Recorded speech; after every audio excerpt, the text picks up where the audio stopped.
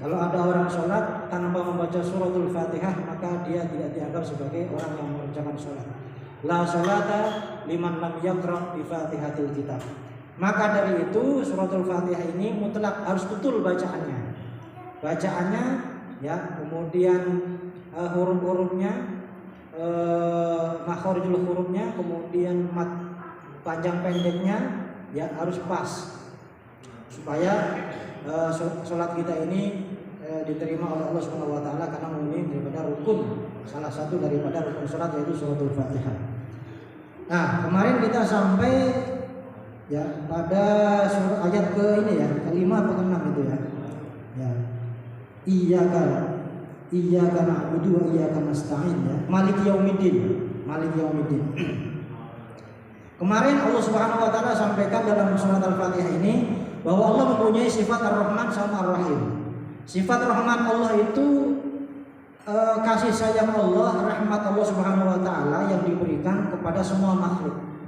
Yang mukmin, yang beriman, yang kafir, yang mengingkari Allah, selagi di dunia ini semuanya mendapat jatah bagian dari Allah Subhanahu wa taala. Maka kita tidak heran kalau ada orang non muslim walaupun dia tidak sholat ya, enggak percaya dengan Allah, tapi dapat rizki dari Allah. Karena Allah punya sifat Rahman. Dan itu diberikan kepada semua makhluknya, yang beriman, yang tidak beriman, yang meminta, yang tidak meminta, Allah kasih. Tapi hanya sebatas di dunia saja. Kasih sayang Allah yang ada di dunia. Tapi kalau Rahim, itu kasih sayang Allah yang Allah berikan kepada orang-orang yang beriman nanti di akhirat. Jadi hanya orang-orang yang beriman saja. Jadi ada Rahman, ada Rahim. Kalau Rahman itu diberikan kepada semua makhluknya yang beriman dan tidak. Tapi kalau Rahim hanya diberikan kepada orang-orang yang beriman. Dan itu nanti diberikan ketika di akhirat. Itu perbedaan antara Rahman sama Rahim. Bahkan itu ada hadis ya, innallaha yu'tid dunya liman yuhib wa man la yuhib. Allah memberikan dunia kepada orang yang meminta dunia dan yang tidak meminta dunia. Jadi walaupun tidak meminta, Allah kasih. Salah satunya ini kenikmatan yang ada dalam diri kita ini. Kita punya dua telinga yang normal, mata dua yang normal, kaki yang normal dua, tangan yang normal dua ya. Itu semuanya kenikmatan dari Allah yang kita tidak pernah meminta. Ya, kalau seandainya dikasih mata 3 misalnya, lebih daripada 1, kira-kira mau apa tidak? Saya yakin nggak mau. Dikasih tangan 3 misalnya, itu juga nggak normal. Ya, maka kita bersyukur kepada Allah Subhanahu Wa Taala. Maka di dalam salah satu kitab itu dijelaskan ada orang yang nanti di akhirat itu dia dimasukkan surga oleh Allah Subhanahu Wa Taala, tapi dia GR. GR-nya kenapa? GR-nya karena dia merasa sudah beribadah kepada Allah selama 500 tahun. Bayangkan, 500 tahun beribadah taat kepada Allah Subhanahu wa taala. Tapi ketika diuji oleh Allah dimasukkan surga, ya Allah mengatakan kamu saya masukkan surga atas rahmatku kata Allah, atas kasih sayangku kata Allah.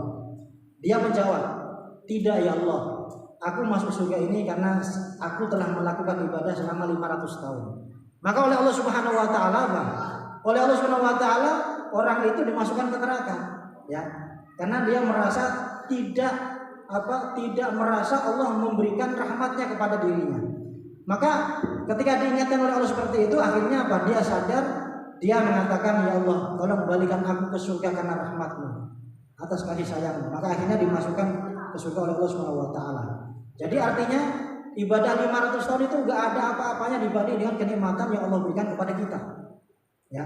Walaupun hanya satu mata yang normal, diukur dengan jumlah kenikmatan dengan ibadah 500 tahun itu sudah sebanding. Apalagi umur kita yang tidak sampai 500 tahun.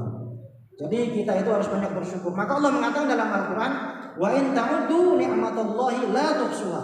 Kalau kita seandainya menghitung kenikmatan Allah, maka tidak akan bisa terhitung jumlah banyak kenikmatan yang Allah berikan kepada kita.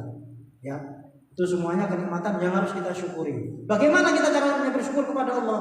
Kita melakukan ketaatan kepada Allah. Salah satunya alhamdulillah kita sekarang bisa hadir di tempat ini, kita niatkan dalam rangka thalabul ilmi untuk menghilangkan kebodohan, untuk belajar agama. Insyaallah duduk kita di sini belajar agama itu lebih utama daripada kita mengerjakan sholat sunnah. Itu mendapat Imam Syafi'i. Jadi kita belajar agama seperti ini itu lebih utama daripada mengerjakan sholat sunnah. Ya, apalagi sampai 1 jam, 1,5 jam misalnya.